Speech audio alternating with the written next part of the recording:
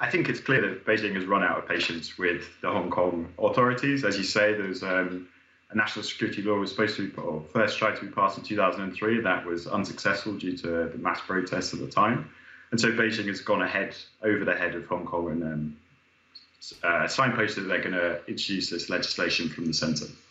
What's your view on what's your view on the potential for others to get involved, outside intervention, namely from the United States? They're already talking about potential for sanctions if China presses ahead with this legislation. Do you think that will happen, given we've got multiple challenges economically with COVID-19 at this stage and a US election around the corner?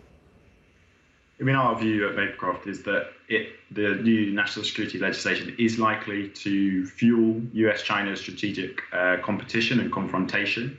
Yeah, as you say, we've already seen Washington threaten sanctions and to threaten to end Hong Kong's special status, and Beijing, riposte by saying that we're on the brink of a new Cold War. Yeah, so certainly we see scope for this to fuel tensions in the relationship.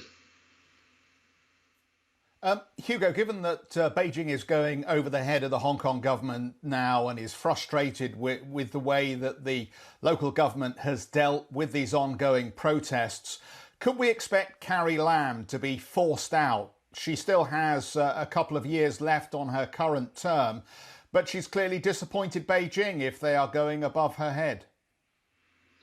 Yeah, I think that's fair. She clearly has, but our base case is that Carrie Lam will remain in office. I think it would show Beijing would fear it would make them look weak if they had to replace the chief executive before the end of her term. So our base case is that she will remain.